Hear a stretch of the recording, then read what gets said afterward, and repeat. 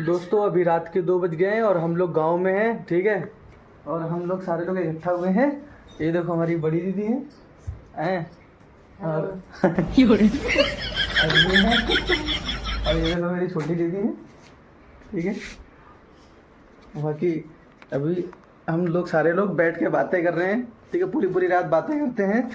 3 दिनों के लगातार बातें कर रहे हैं, क्योंकि इसलिए हाँ, क्योंकि हम लोग बहुत दिन बाद मिलते हैं सारे लोग, इसलिए हमें बड़ा मज़ा आता है बैठ के आपस में बातें करना, ठीक है। सब लोग सो रहे हैं और गांव का माहौल है यहाँ पे और एकदम सन्नाटा मचा हुआ है।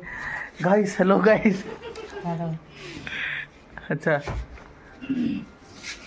चलो अगरबत्ती मच्छर मारे जा।